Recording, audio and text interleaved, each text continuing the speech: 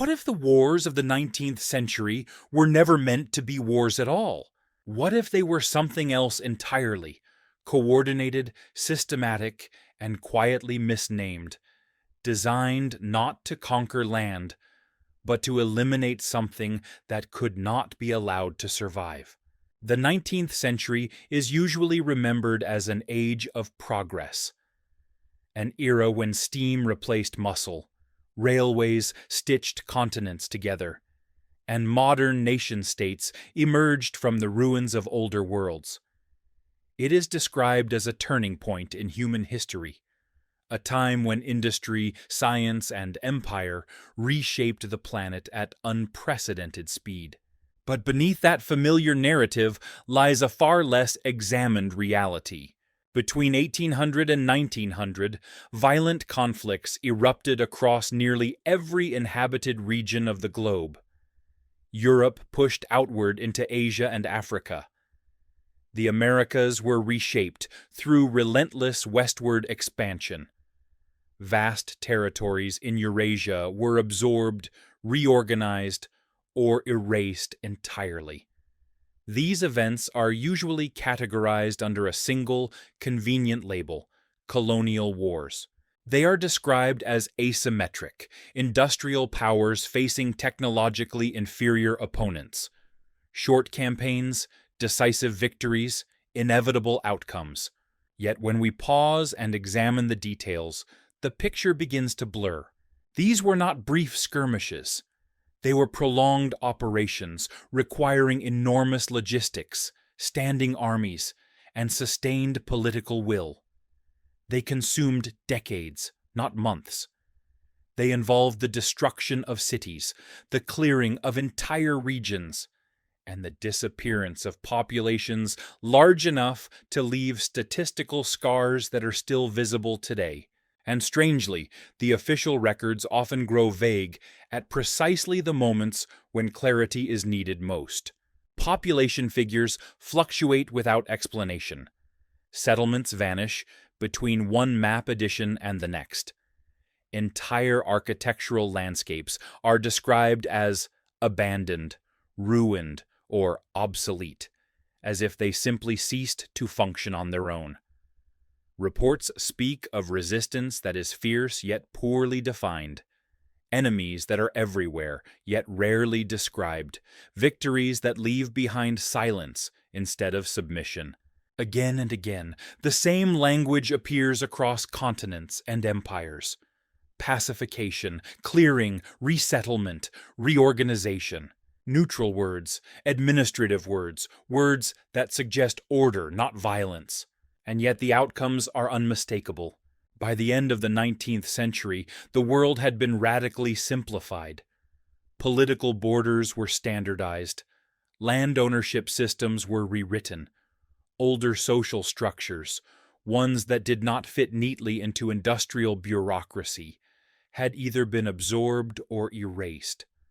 What remained was a global order that looked strikingly uniform compared to what had existed only decades earlier. This raises an uncomfortable question. If these wars were truly about defeating scattered, technologically backward societies, why did they require such scale?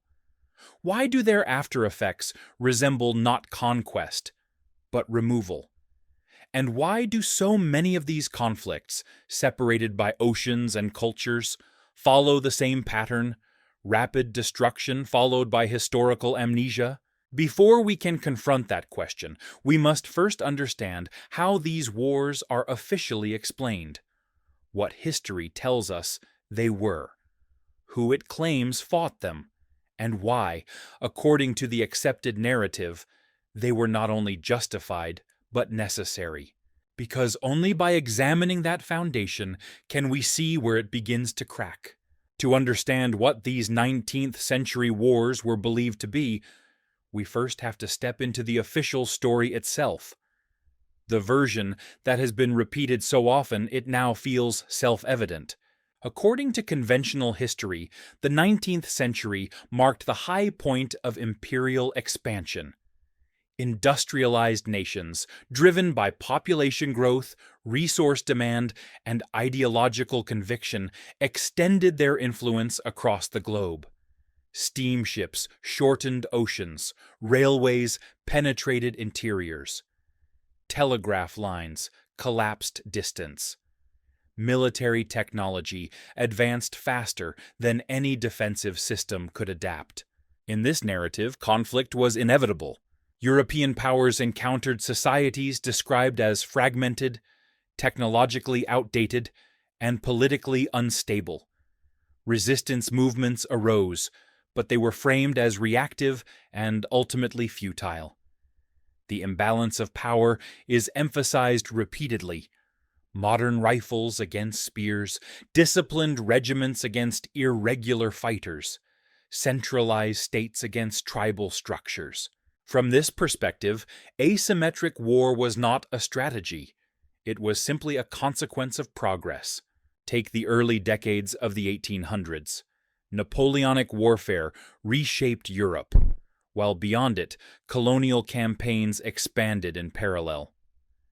By the 1830s and 1840s, British forces were deeply embedded in the Indian subcontinent. French troops advanced through Algeria. Russian expansion accelerated across Siberia and Central Asia.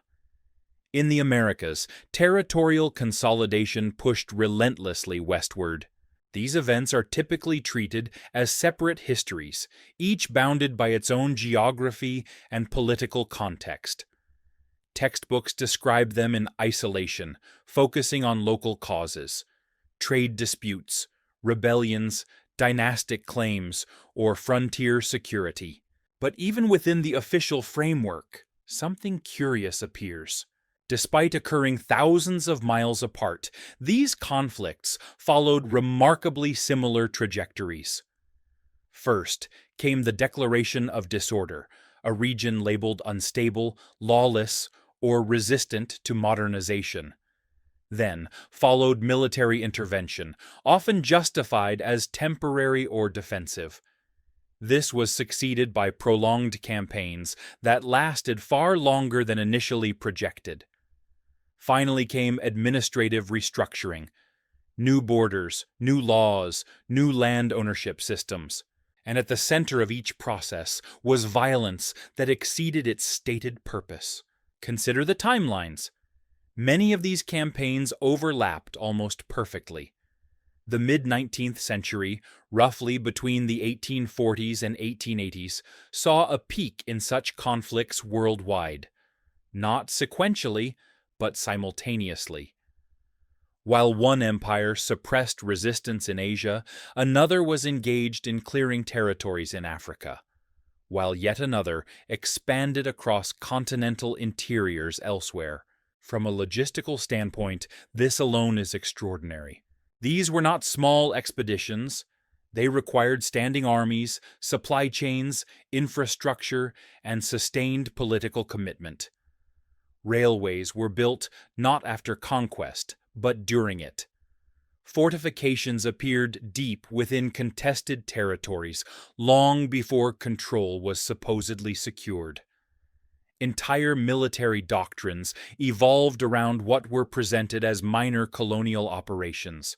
Official histories often gloss over these details, framing them as the growing pains of empire. Yet even within that framing, the scale raises questions. Why mobilize such vast resources against opponents described as scattered and poorly equipped?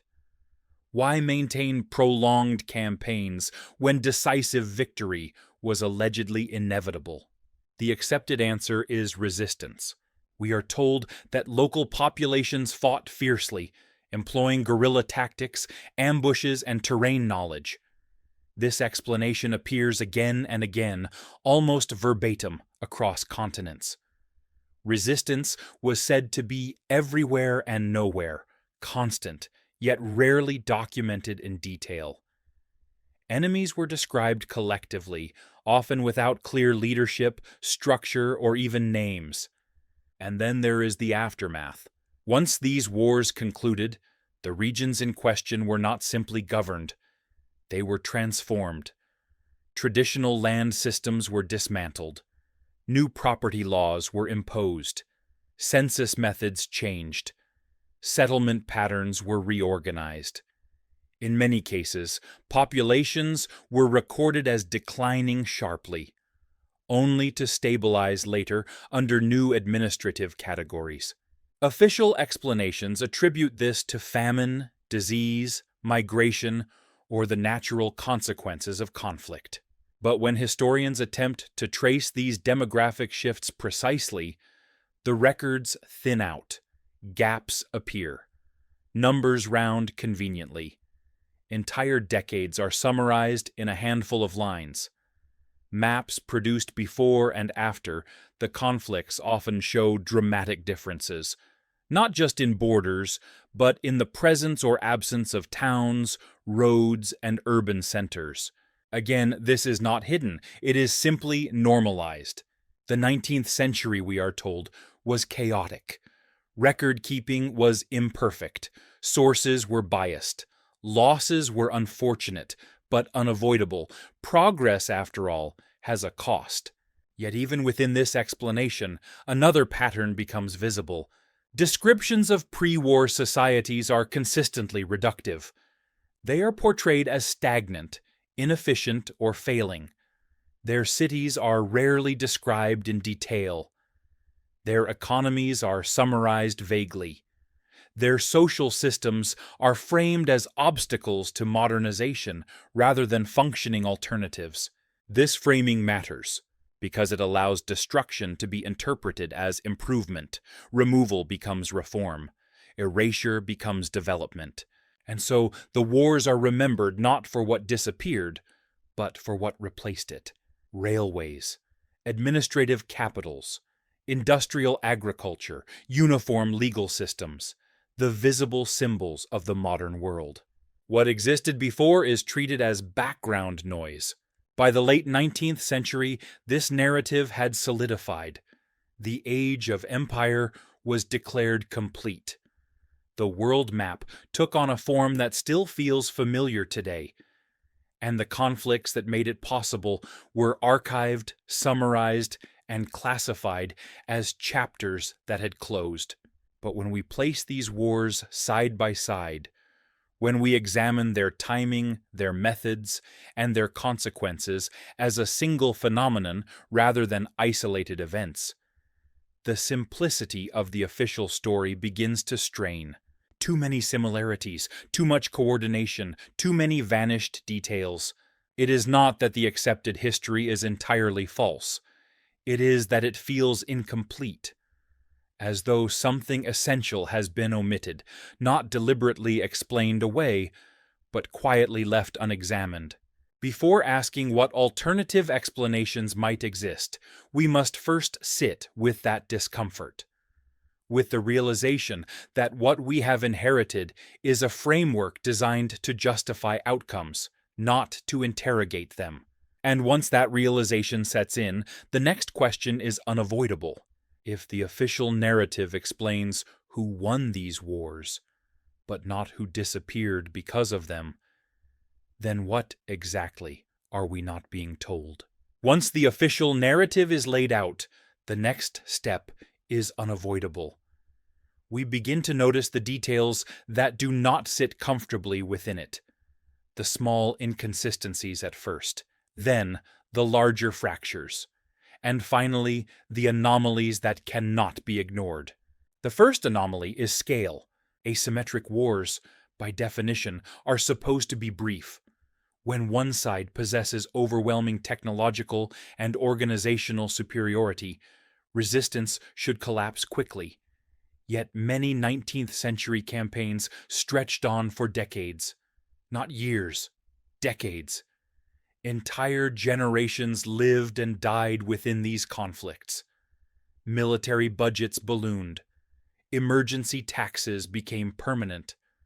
Armies that were supposedly fighting scattered opponents were kept at full strength long after victory was declared. This alone raises a question. What kind of enemy requires continuous mobilization, despite being described as inferior? The second anomaly is infrastructure. In region after region, we find evidence that large-scale infrastructure existed before these wars officially began.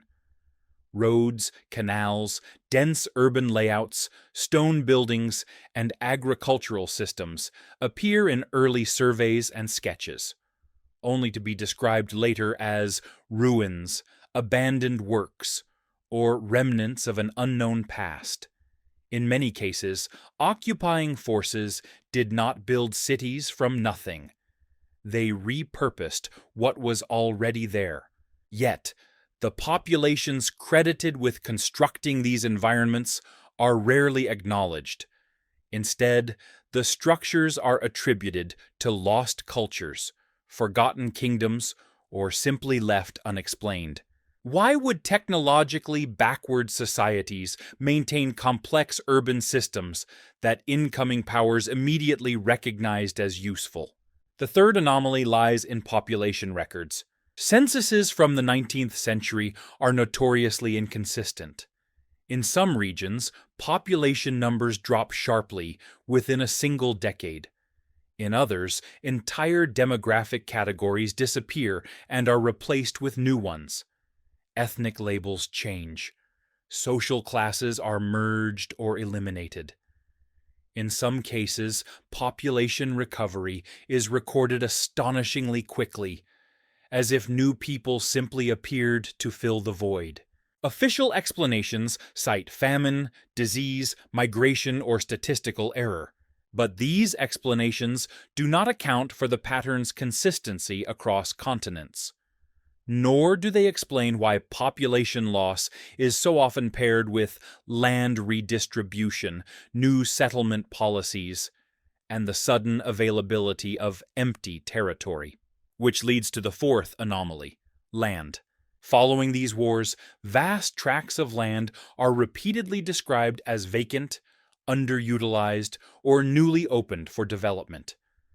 Governments distribute it to settlers, corporations, or military veterans. Legal systems are rewritten to redefine ownership itself. Communal or customary land rights vanish, replaced by deeds, titles, and registries. This process is framed as modernization. But modernization of what, and at whose expense? If the land was already inhabited, cultivated, and structured, as early maps and accounts suggest, then vacancy is not a neutral condition. It is the result of something having been removed. The fifth anomaly is silence. Victories are celebrated, battles are named, generals are remembered, but the defeated are often reduced to abstractions. Rebels, insurgents, natives? Their leaders are rarely documented. Their social systems are summarized vaguely or dismissed entirely. Their voices do not survive in proportion to the scale of the conflicts attributed to them. This absence is striking. In earlier periods of history, even defeated civilizations left behind names, chronicles, monuments, and myths. Yet in the 19th century, a time of supposedly superior record-keeping, entire societies seem to vanish without leaving coherent historical footprints. How does a people resist empire for decades and leave almost no trace of its internal life? The sixth anomaly is architectural discontinuity. Across the world, we find buildings from the 19th century that do not align with the technological narratives of the population said to have constructed them. Massive stone structures, elaborate civic buildings, and infrastructure projects appear suddenly in official timelines, fully formed, often attributed to early colonial administrations with limited local capacity. In many cases, these buildings are later renovated, downsized, or demolished, their origins quietly forgotten. If these structures were symbols of colonial power, why do they often predate the administrative systems that supposedly commissioned them? And finally, there is the anomaly of synchronization. Wars in India, North Africa, Central Asia, North America, and Eastern Europe peak within overlapping windows. Not identical dates, but close enough to suggest coordination rather than coincidence. Similar military doctrines emerge. Similar administrative reforms follow. Similar demographic shifts occur. Different empires, different languages, different justifications, same results. Individually, each of these anomalies can be explained away. Historians have done so for generations. Records were lost, circumstances were unique, sources were biased. The 19th century was complicated. But when viewed together, they behave less like isolated problems and more like connected clues. Loose threads, all pulling in the same direction. At this stage, it is important to be precise. We are not yet proposing an alternative explanation. We are not claiming hidden civilizations or secret histories. We are doing something more basic and perhaps more unsettling. We are acknowledging that the official story does not fully account for what the evidence shows. That the scale of violence, the transformation of land, the disappearance of populations, and the reuse of existing structures do not align neatly with a narrative of simple colonial suppression. Something else appears to be embedded within these wars. Something structural, systemic, repeated. The 19th century, when viewed through this lens, begins to resemble less an age of expansion and more an age of compression, of simplification, of standardization achieved through force. And once that possibility enters the picture, the question shifts. Not who was conquered, but what was removed to make room for the world that followed. Because if these anomalies are not accidents, then they are signals. And signals, by definition, point somewhere. The challenge now is to follow them. To step back, place these events side by side, and ask whether a larger pattern emerges. One that the official narrative was never designed to reveal. Only then can we begin to understand what kind of war the 19th century may actually have been. When the anomalies are placed side by side, a shift occurs. What once looked like isolated irregularities begin to align, not perfectly, but persistently, enough to suggest structure rather than coincidence. The first pattern is temporal. From roughly the 1830s through the 1880s, conflicts of strikingly similar character flare across the globe. They do not unfold sequentially as one empire finishes and another begins. They overlap. Campaigns in North Africa coincide with prolonged operations in South Asia. Expansion across the North American interior accelerates as Eurasian territories are consolidated. Even when wars are given different names and justifications, they cluster within the same historical window.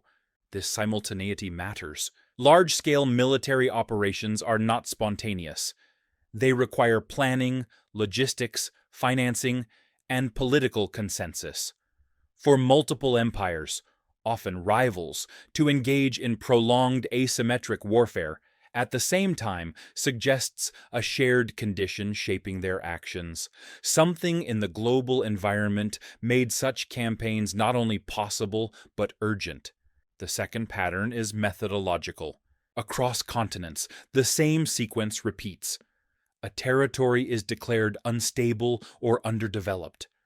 Military force is introduced under the pretext of security or reform.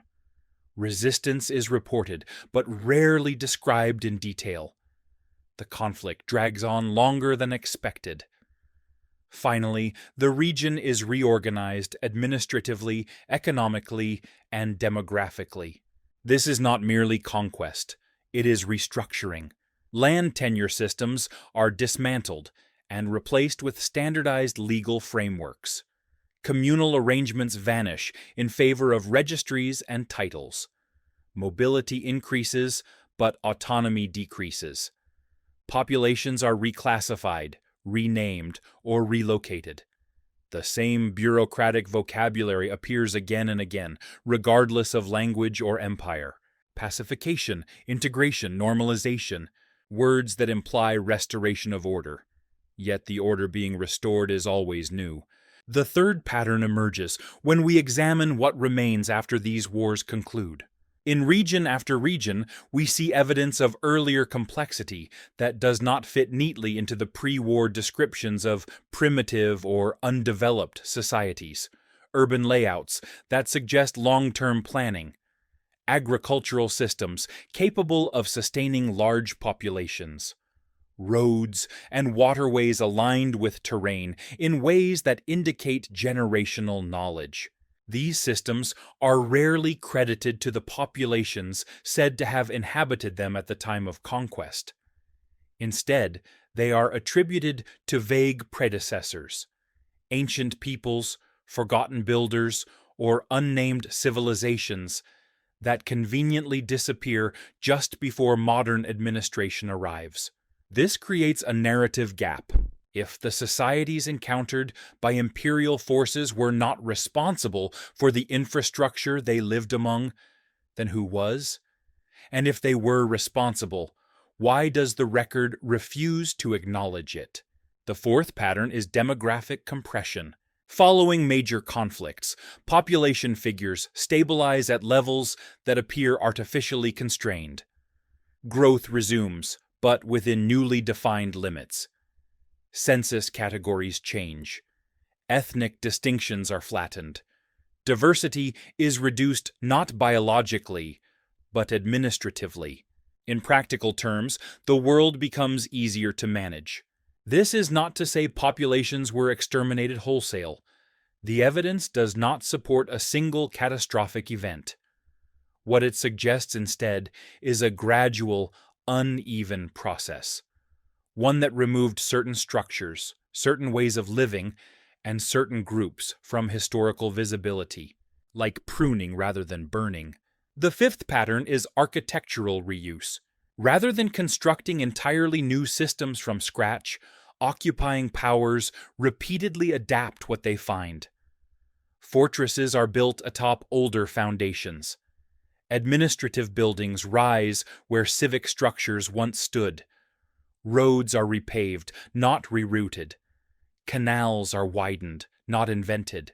This implies continuity beneath the surface, yet the continuity is never acknowledged. The earlier layer is treated as inert, useful, but irrelevant, as if acknowledging its origins would complicate the story being told, and perhaps it would. Because once we accept that many regions possessed functioning, organized systems before 19th century intervention, the justification for such overwhelming force becomes harder to sustain.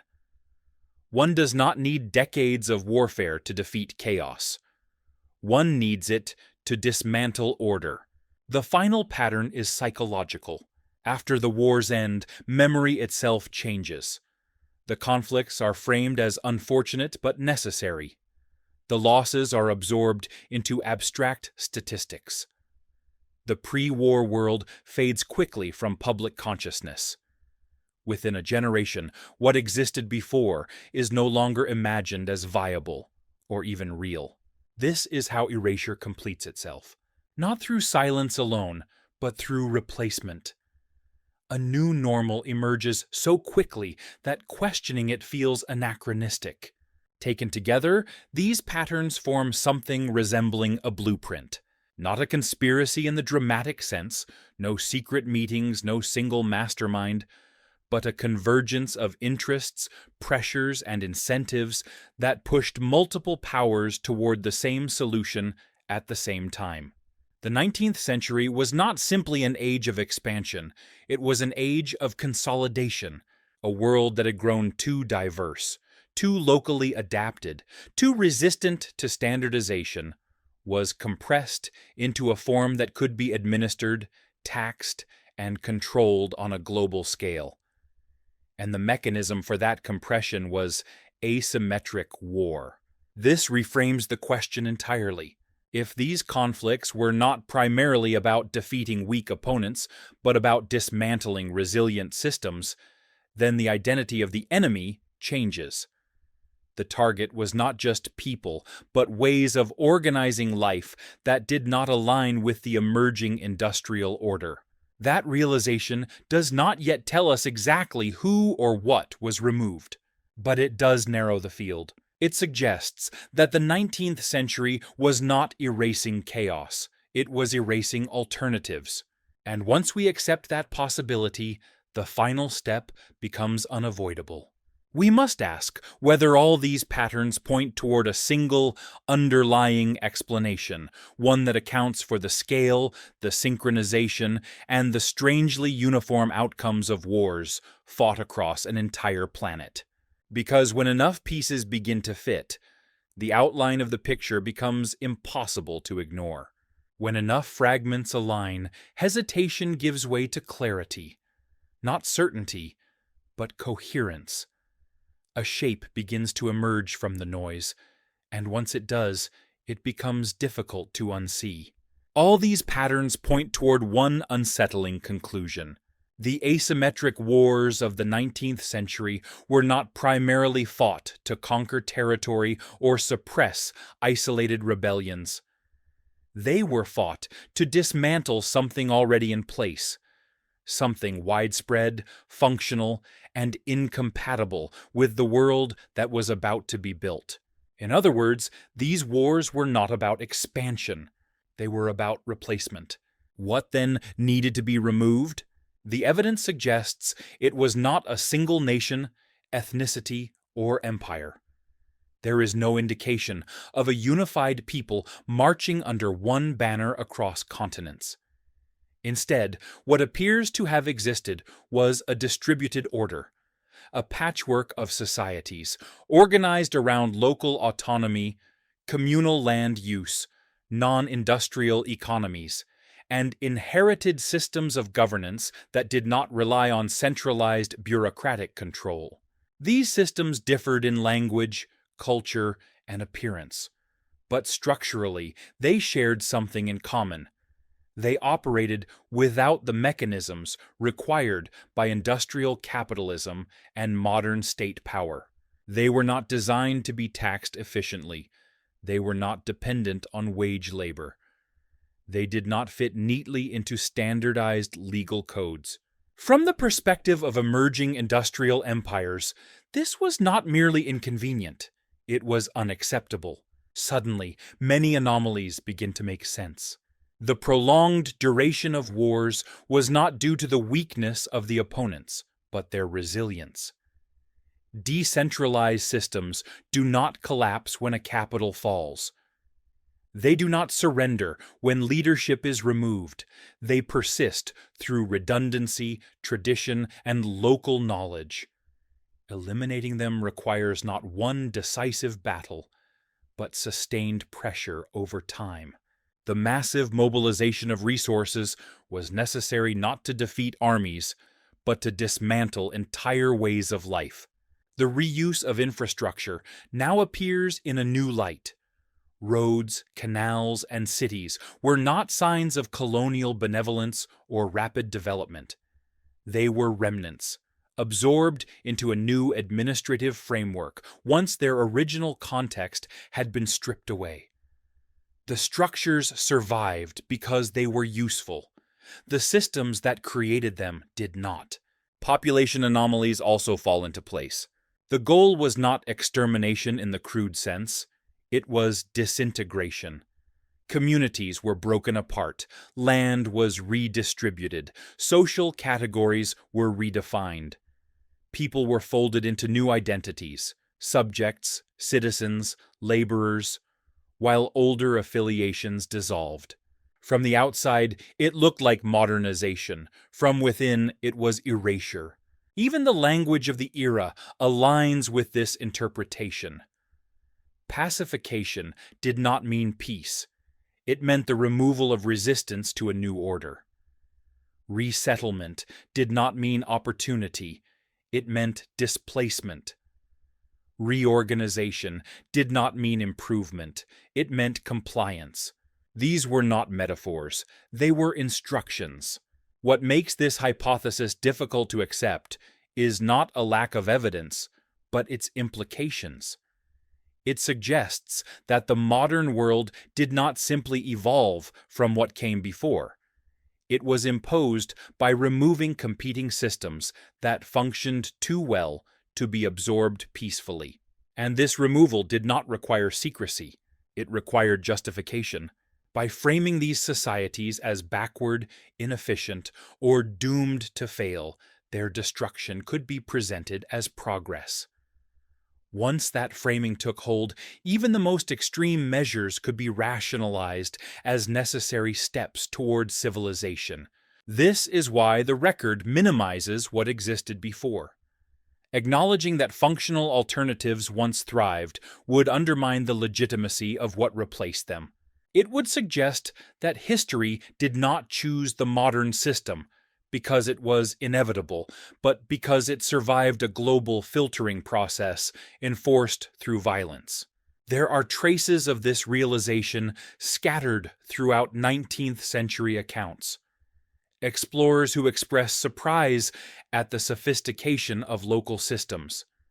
Administrators who struggle to explain why resistance persists long after leadership has been eliminated, engineers who quietly admit that existing infrastructure outperformed what they were sent to replace. These moments are rarely emphasized, they complicate the narrative. But when read together, they reinforce the same conclusion.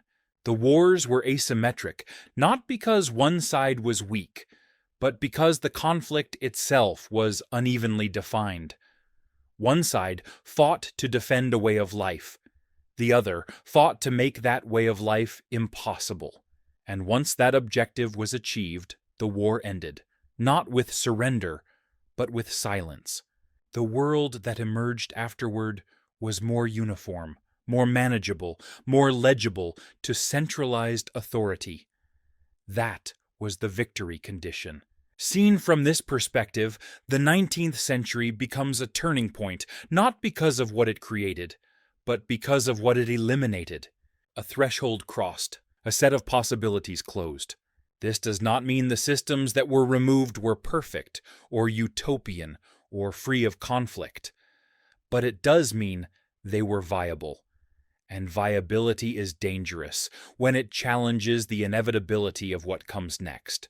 If this hypothesis is correct, then the true victims of 19th century asymmetric wars were not simply defeated populations, but entire modes of existence that could not coexist with the emerging global order. And that raises a final, unavoidable question. If these systems were removed once, what ensured they would never return? Once the hypothesis is stated, skepticism is inevitable. It should be. Claims that challenge foundational historical narratives demand more than intuition. They require reinforcement. And when we return to the record with this lens in place, additional evidence begins to surface, not as dramatic revelations, but as quiet confirmations. One of the strongest supports for this interpretation lies in administrative behavior rather than battlefield reports. Across empires, newly acquired territories were not governed experimentally. They were governed according to templates. Legal codes were imported wholesale. Land surveys followed standardized grids. Tax systems were imposed with remarkable speed. This suggests that the primary objective was not understanding local conditions but replacing them. If these regions had been truly chaotic or underdeveloped, such rigidity would have been impractical. Instead, the uniformity of administration implies that existing systems were deliberately overridden, not studied or adapted. Another reinforcing element is the sudden obsession with documentation. The 19th century saw an explosion in mapping, census taking, and record standardization. On the surface, this appears to support the narrative of modernization. But when viewed more closely, these tools functioned as instruments of control. Mapping fixes land in space. Census fixes people in categories. Standardized records make populations legible to distant authorities. This process is not neutral. In many regions, the first comprehensive censuses occur only after prolonged conflict has subsided.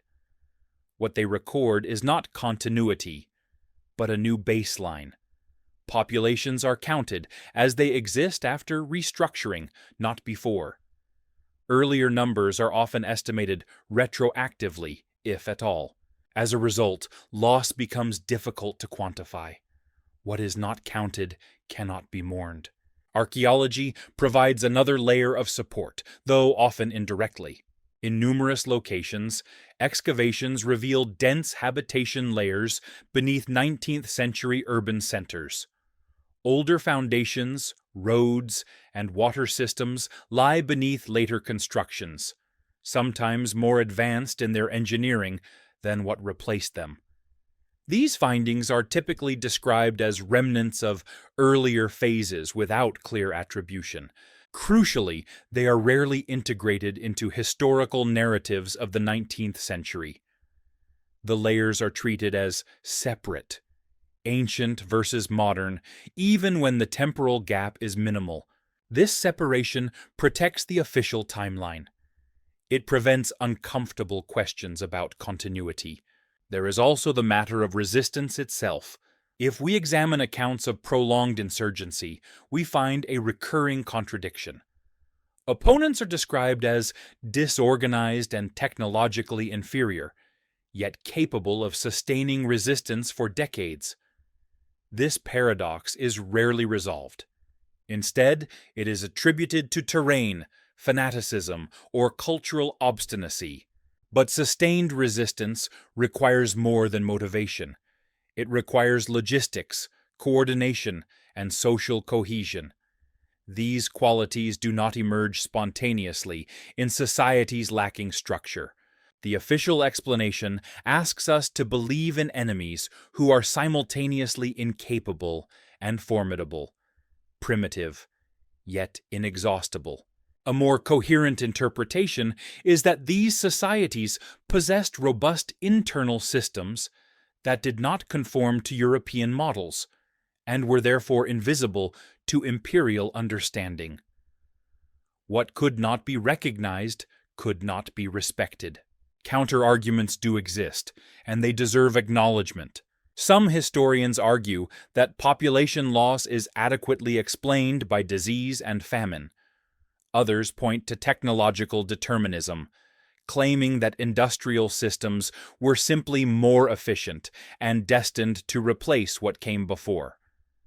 Still others emphasize economic incentives, framing the era as a scramble for resources rather than a campaign of systemic removal.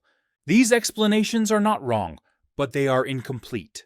Disease alone does not explain the timing, coordination, and administrative aftermath of these wars. Technological superiority does not require decades of destruction to assert itself. Resource extraction does not necessitate the dismantling of entire social frameworks. Each explanation accounts for part of the picture. None account for the whole. What the hypothesis offers is not a rejection of these factors, but a unifying context. Disease, technology, and economics become tools within a broader process, not causes, but accelerants. And then there is the question of memory. If entire systems were removed, why is there so little collective remembrance? Why do myths and legends feel disconnected from documented history? Why do so many cultures speak of a lost age that cannot be placed precisely in time? The answer may lie in the nature of the transformation itself. The transition was not instantaneous. It unfolded unevenly, region by region, generation by generation. People adapted, stories faded, new norms replaced old ones. Within a few decades, what had once been familiar became unimaginable. This is how systemic change embeds itself. not through secrecy, but through normalization. By the time the 19th century ended, the world had been reclassified. The past was reorganized to support the present, and any evidence that threatened that continuity was marginalized, reinterpreted, or forgotten. This does not require malicious intent. It requires alignment of incentives. Administrators seek efficiency. Economies seek growth. States seek stability. Historical narratives follow suit. What remains is a version of history that explains why the world looks the way it does, but not how many alternatives were removed to make it so. At this stage, belief is not demanded, only consideration. The hypothesis does not claim to possess final truth. It offers coherence where fragmentation dominates. It connects administrative behavior, demographic shifts, architectural continuity, and prolonged conflict into a single interpretive frame. And perhaps most importantly, it explains why the 19th century feels so strangely foundational. Why so much of what came before appears abruptly irrelevant. Because relevance itself was engineered. The question that remains is no longer whether this interpretation is possible. It is whether we are willing to consider the consequences if it is. What does it mean to live in a world built not on natural evolution, but on the enforced elimination of alternatives? And what does that suggest about the truths that may still lie buried beneath the surface of modern history? Once the possibility is allowed that the 19th century was less an age of inevitable progress and more an era of enforced convergence, the story no longer remains confined to archives and battlefields. It spills outward, touching how we understand power, memory, and ourselves. If these wars functioned as instruments of removal rather than conquest, then the implications are profound. History, as we have inherited it, becomes not a neutral record of events, but a curated landscape, one shaped by what survived a global filtering process. The first implication concerns choice. Modern systems are often presented as the natural endpoint of human development. Industrial economies, centralized states, standardized law, these are described as evolutionary outcomes, selected because they were superior. But if alternative systems were deliberately dismantled, then modernity was not chosen.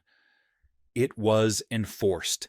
That distinction matters, because it reframes the past, not as a ladder we climbed, but as a crossroads where multiple paths once existed.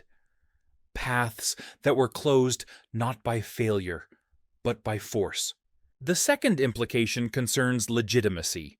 Power derives part of its authority from inevitability. When systems appear natural and permanent, questioning them feels irrational. But if the modern order required the removal of functioning alternatives, then its legitimacy rests not on superiority, but on survival. Survival achieved through asymmetric conflict.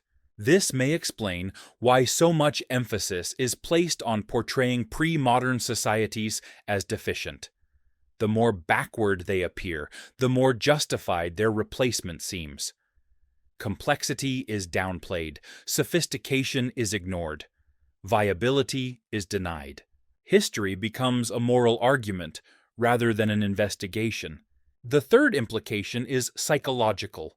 If entire ways of living were erased within a few generations, then the human capacity to forget is far greater than we like to believe.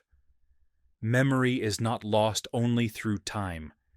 It can be overwritten through structure. When new norms define reality, the old ones dissolve without resistance. This raises a subtle but unsettling possibility. What we consider human nature may be, in part, an artifact of historical compression. Behaviors that seem universal, competition, hierarchy, dependency on centralized authority, may not be inherent traits, but adaptations to a system that eliminated alternatives. In that light, the 19th century becomes not just a historical period, but a psychological reset. The fourth implication concerns silence. Throughout the world, there are echoes of something that does not fit neatly into recorded history. Legends of golden ages, myths of sudden destruction, stories of lands that sank, peoples who vanished, orders that collapsed without explanation. These narratives are often dismissed as folklore, but folklore persists where documentation fails. It survives in memory when records are lost or rewritten. If the removal of alternative systems was uneven and incomplete, then traces would remain, not as data, but as story. Fragments without context. This may explain why so many cultures speak of loss without being able to name what was lost. The fifth implication is ethical.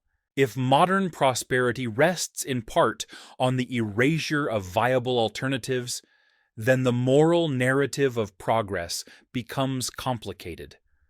Growth achieved through destruction is not unique to the 19th century, but the scale and coordination of that era make it exceptional. It suggests that the world we inhabit was shaped less by consensus than by consolidation. And consolidation always produces winners and losers, even when the losers are written out of the story. This realization does not demand guilt, but it does demand honesty, because understanding how systems replace one another is essential if we are to recognize similar patterns in the present. The mechanisms of removal do not disappear. They evolve. Administrative restructuring, cultural flattening, economic dependency. These are not relics of empire. They are ongoing processes. The 19th century may have been a prototype, a moment when global standardization proved possible. Seen this way, history stops being a closed book and becomes a manual, one that can be read forward as well as backward.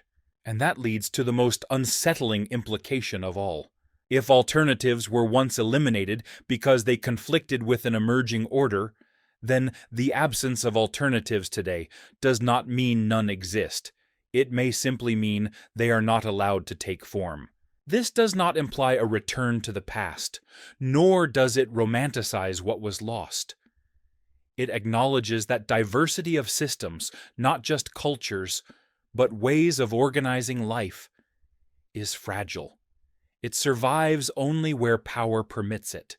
The 19th century teaches us that power rarely permits it willingly, and yet awareness changes the equation. Once the possibility of erasure is recognized, it becomes harder to accept narratives of inevitability at face value. Questions return. Curiosity awakens. The silence left by removal begins to feel less like absence and more like suppression. This is not about rewriting history to replace one certainty with another. It is about reopening questions that were prematurely closed. Because perhaps the most important thing that was lost in the 19th century was not a specific civilization or system, but the belief that multiple futures were possible. And once that belief is gone, the present feels permanent. Until it doesn't. We began with a simple question, one that seemed almost abstract at first. What if the wars of the 19th century were not what we were taught to believe? As we traced their paths across continents and decades, that question grew heavier. The familiar story of empire and progress gave way to something more complex, more unsettling. Patterns emerged where coincidence was expected. Silence appeared where explanation should have been, and beneath the language of conquest, a different process revealed itself, one not aimed at expansion, but at elimination, not the elimination of people alone, but of possibilities. Seen through this lens, the 19th century no longer reads as the triumphant birth of the modern world. It reads as a narrowing. A moment when diverse systems of living, governing, and organizing society were compressed into a single dominant framework, one enforced through asymmetric war, administrative overhaul, and historical forgetting. This does not invalidate everything we know about that era, it reframes it. The railways, the borders, the institutions we recognize today did not emerge in a vacuum.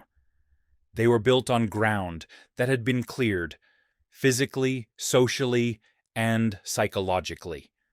And the clarity of the modern world may come in part from the fact that so much else was made invisible. The question, then, is not whether this interpretation replaces official history. It is whether official history ever intended to tell the whole story. Because history, as it turns out, is not only written by the victors, it is structured by the systems that remain. What survives becomes normal. What vanishes becomes unimaginable. And within a generation or two, absence feels like truth. But absences leave outlines. They linger in population gaps, in reused foundations, in myths that refuse to disappear. They linger in the uncomfortable sense that something about the past does not quite align with the simplicity of the present. Perhaps that is why the 19th century feels so decisive. Not because it solved humanity's problems, but because it closed so many doors. Understanding that does not require certainty, it requires attention. It asks us to approach history not as a finished narrative, but as an ongoing investigation, one where asking the wrong questions can be just as revealing as finding the right answers. And if this investigation has shown anything, it is this. The world we inherited was shaped by choices. Some made openly, others enforced quietly, and still others erased so thoroughly that their absence feels natural. But absence is not proof of non-existence. It is often proof of success. The success of removal, the success of replacement, the success of forgetting. Our journey does not end here. The 19th century was not an isolated anomaly. It was a turning point, one whose mechanisms echo far beyond its own time. If you want to continue examining the hidden structures beneath official history, to question what appears inevitable, and to explore the traces left behind by worlds that did not survive the transition, then stay with us.